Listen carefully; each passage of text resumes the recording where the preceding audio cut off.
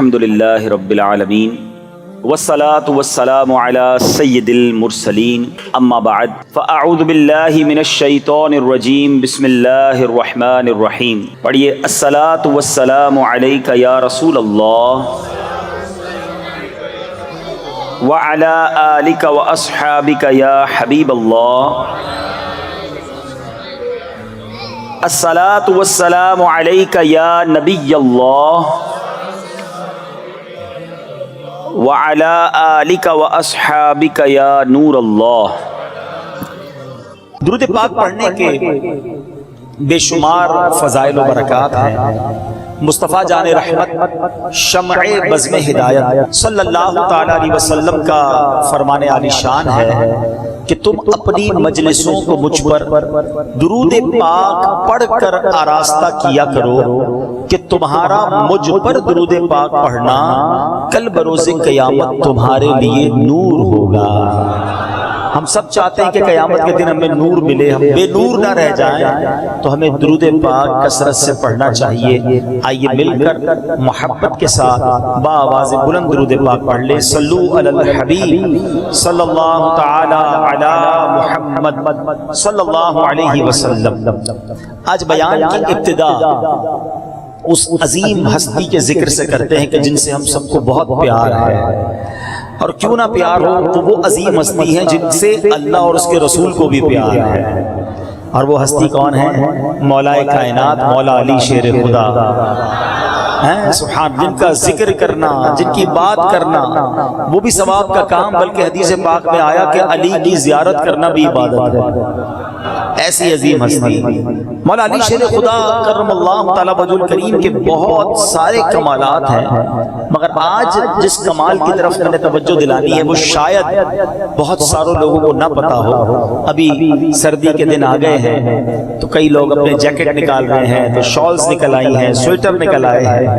مولا علی کرم اللہ تعالی وجہ الکریم کا ایک وصف یہ ہے کہ حضرت عبد الرحمن بن ابو لیلہ رحمت اللہ تعالی فرماتے ہیں کہ مولا علی کی یہ عادت مبارکہ تھی کہ آپ شدید سردی کے دنوں میں باریک کپڑے پہنتے تھے اور شدید گرمی کے دنوں میں موٹے کپڑے پہنتے تھے. نارملی تو ایسا نہیں ہوتا، اب سردی میں موٹے کپڑے پہنتے ہیں اور گرمی میں باریک کپڑے پہنتے ہیں، وہاں معاملہ دوسرا تھا. تو لوگوں کو یہ دیکھ کر بڑا تعجب ہوتا.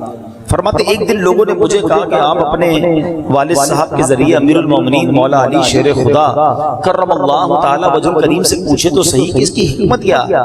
چنانچہ میرے والد صاحب رات کو جب امیر المومنین کی خدمت میں حاضر ہوئے اور آپ نے کہا کہ لوگوں کو بڑی تشویش ہے، یہ آپ سردیوں میں باریک کپڑے کیسے پہنتے ہیں؟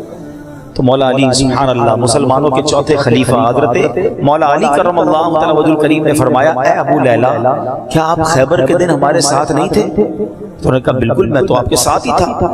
غزوہ خیبر کے دن نبی پاک علیہ السلام نے جھنڈا عطا فرمانے کے بعد مجھے بلایا. مولا علی کہتے مجھے بلایا اور میں حاضر ہو گیا. اس وقت میری آنکھوں میں تکلیف تھی. رسول خدا احمد مجتبی صلی اللہ علیہ وسلم نے اپنا لعاب مبارک میری آنکھوں پر لگایا، میری آنکھوں کی تکلیف بھی دور ہو گئی. ساتھ ساتھ میرے آقا نے مجھے بڑی کمال کی ایک عظیم دعا بھی دی تھی. نبی پاک نے فرمایا اللہم اکفہ الحر والبرد، کہتے ہیں یا الہی علی کو گرمی اور سردی سے محفوظ فرما. کہتے وہی دن ہے اور آج کا دن ہے، نہ مجھے گرمی لگتی ہے نہ مجھے سردی لگتی ہے. نبی پاک کی شان تو دیکھو، معجزہ میرے نبی کا کہہ دیا تو ہو گیا، آپ نے دعا کر دی. اب نہ سردی لگتی تھی نہ گرمی لگتی تھی. مولا علی سردی میں باریک کپڑے پہنتے، گرمی میں موٹے کپڑے پہنتے، کیونکہ ان کی باڈی پر یہ موسم اثر انداز نہیں ہوتا تھا. اللہ اکبر، دعا کس کی زبان سے نکلی تھی؟ یہ التجا کس نے کی تھی اللہ کی بارگاہ میں؟ سیدی اعلیٰ حضرت امام عشق و محبت امام احمد رضا خان علیہ رحمت الرحمان نبی پاک کی اسی طرح کی دعاؤں کے بارے میں کیا خوبصورت بات فرماتے ہیں. اجابت کا صحرا عنایت کا جوڑا دلہن بن کے نکلی دعائے محمد. اجابت کہتے ہیں قبولیت کو. اجابت نے جھک کر گلے سے لگایا بڑی ناز سے جب دعائے محمد صلی اللہ تعالی علیہ وسلم. بہرحال میرے پیارے اسلامی بھائیوں، اس واقعے میں جہاں مولا علی کا کمال پتا چل رہا ہے، وہاں نبی پاک کی مبارک دعا کا اثر بھی پتہ چل رہا ہے۔ اب بات کرتے ہیں، اب موسم سرما کا آغاز ہو چکا ہے۔ یاد رہے یہ موسم بھی اللہ تبارک و تعالیٰ کی نعمتیں ہیں، یہ اللہ ہی کے بنائے ہوئے ہیں، سب ہی اچھے موسم ہیں۔ یہ بھی اللہ پاک کی کمال حکمت ہے کہ اس نے موسموں کی تقسیم رکھی ہے، ورنہ ہم کمزور انسان تو مشکل میں آ جاتے۔ اب دیکھیے اگر چند ماہ سردی لگاتار رہتی ہے، ہم کہتے ہیں یار سردی ختم ہی نہیں ہو رہی، پھر اس کے بعد چند مہینے گرمی رہتی ہے، ہم کہتے ہیں پتہ نہیں کب گرمی ختم ہوگی۔ اب سوچیں اگر سارا سال ہی سردی رہے، سارا سال ہی گرمی رہے، موسم تبدیل ہی نہ ہو تو پھر ہمارا کیا حال ہو جائے گا۔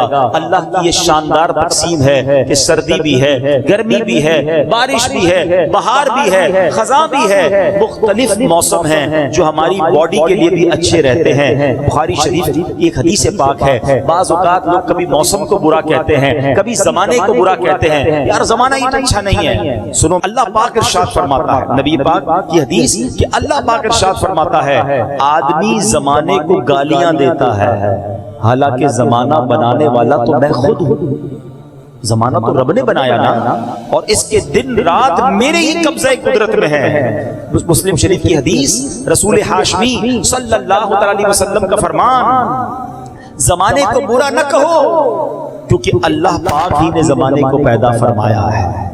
سب کا پیدا کرنے والا میرا مولا، میرا مولا سب سے افضل، سب سے اعلیٰ، میرا مولا، میرا مولا جگ کا خالق، سب کا مالک، وہی باقی باقی حالق، سچا مالک، سچا آقا، میرا مولا، میرا مولا۔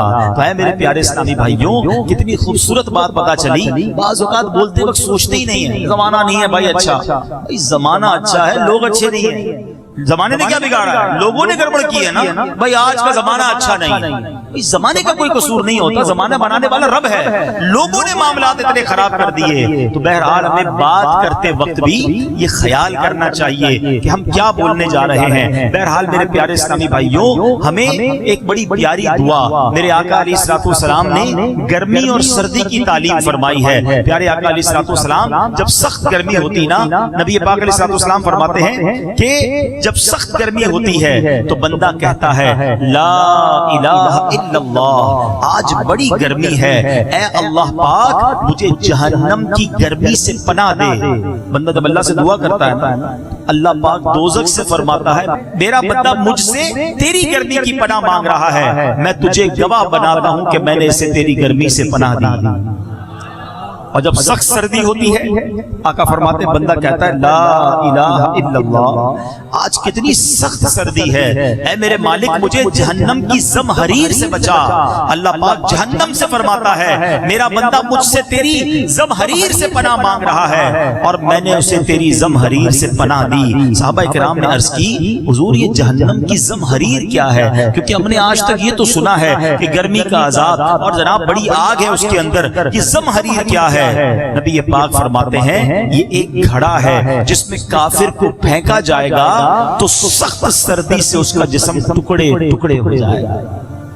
یعنی جہنم میں صرف آگ کا عذاب نہیں ہے، جہنم میں سردی کا بھی عذاب ہے۔ ہم میں سے بہت سارے لوگوں نے ایکسٹریم بہت زیادہ سردی دیکھی نہیں ہے، اللہ محفوظ رکھے، ورنہ سردی سے بھی لوگ مرتے ہیں، ٹھٹر ٹھٹر کر مر جاتے ہیں۔ ابھی 3-4 دن پرانی بات ہے، ہمارے کینیڈا میں اسلامی بھائیوں نے مجھے ایک پوسٹ بھیجی کہ کینیڈا میں 3 دن پہلے جو موسم تھا وہ -40 ڈگری تھا، اور وارننگ جاری کر دی گئی تھی کہ کینیڈا میں زیادہ باہر نہ نکلیں۔ مجھے یاد آ گیا آج سے میرا خیال ہے شاید 10-12 سال پہلے یا 15 سال پہلے میرا کینیڈا جانا ہوا، اور وہ سردیوں میں ہی جانا ہوا تھا، بہت سخت سردی تھی۔ تو وہاں بتایا گیا کہ جب سردی ایکسٹریم پر ہوتی ہے نا تو لوگ اپنے گھر سے بہت کم باہر نکلتے ہیں، اور جب باہر نکلتے ہیں تو پوری باڈی کو چھپا کے نکلتے ہیں۔ یہ ہماری جو کان کی لو ہے نا، ہاتھ لگائیں اس میں کوئی ہڈی نہیں ہے، ٹھیک ہے؟ فرمایا کبھی بھی اتنی سردی میں جب -30-40 ڈگری ٹیمپریچر ہو جائے کان خالی مت چھوڑیے گا، اور اگر کان کھلے ہیں نا تو ہاتھ مت لگائیے، کیونکہ اگر آپ ہاتھ لگائیں گے تو یہ کان کی لو آپ کے ہاتھ میں آ جائے گی۔ انہوں نے کہا عبدالحبیب بھائی ذرا غور سے دیکھیے گا، آپ کو کچھ لوگوں کی کان کی لو نظر نہیں آئے گی کیونکہ یہ برف ہو جاتی ہے۔ -30 ڈگری کس کو کہتے ہیں؟ یہ برف ہو جاتی ہے، اب آپ ہاتھ لگائیں گے تو ہڈی تو ہے نہیں، یہ آپ کے ہاتھ میں آ جائے گی۔ تو یہ ہے سردی دنیا کی، اب سوچیں جہنم کی سردی کا عالم کیا ہوگا. نبی پاک علیہ السلام کی حدیث میں آپ نے سنا نا کہ زمہریر ایک ایسی جگہ ہے جہنم میں کہ کافر کو پھینکا جائے گا تو سردی سے اس کے جسم کے ٹکڑے ٹکڑے ہو جائیں گے.